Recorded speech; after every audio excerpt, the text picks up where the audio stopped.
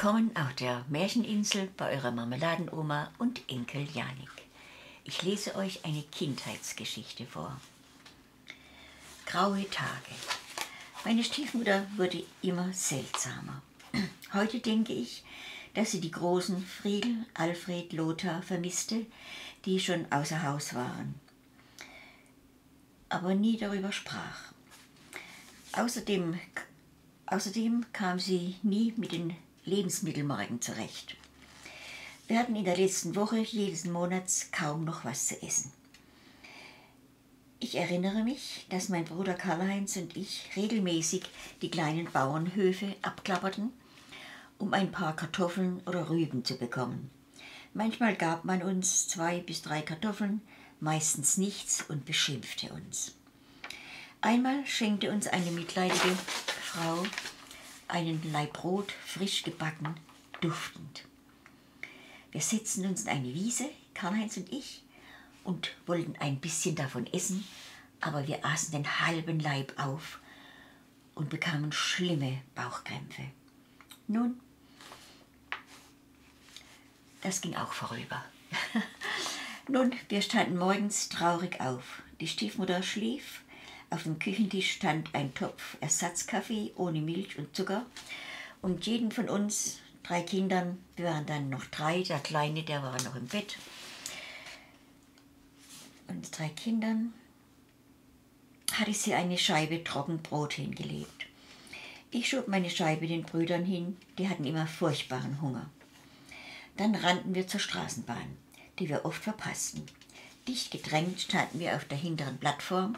Ich hatte eine offene, gehäkelte Tasche am Arm, darin einen schönen Schal, geschenkt von Friedel. Irgendwann spürte ich in dem Gedränge eine Bewegung an dieser Tasche. Als ich an meiner Haltestelle ausstieg, war mein Schal, mein kostbarster Besitz, weg. Schule bis 13 Uhr, dann wieder nach Hause, lernen, schnell weg in den Garten, allein sein. In Ettlingen hatten wir eine liebe Tante mit einer großen Kinderschar. Sie hatten ein baufälliges großes Haus an der Alp, einen riesen Garten, Tauben, Meerschweinchen, einen großen Schäferhund, Lamm Fromm.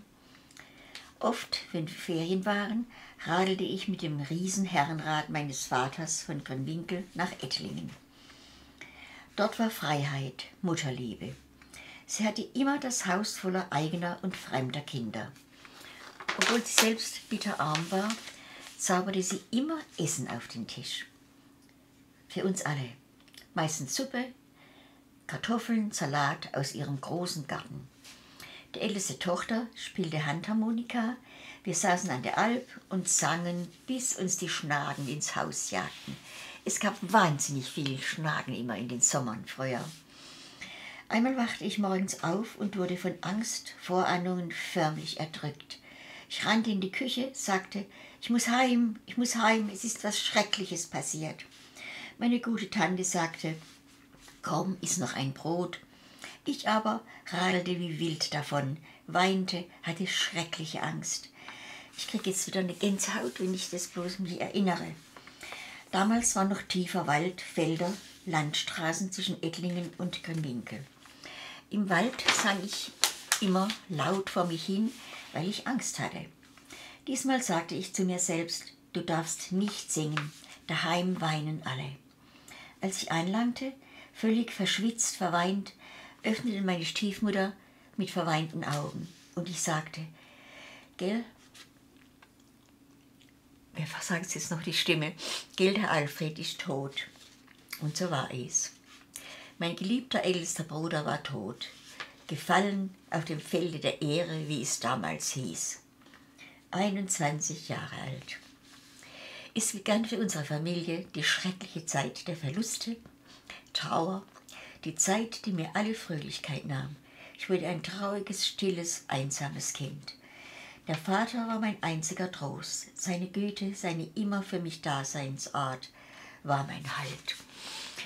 So, ich endlich jetzt obwohl ich jetzt so alt bin und so viele Jahre, Jahrzehnte dazwischen liegen, packt mich's immer wieder.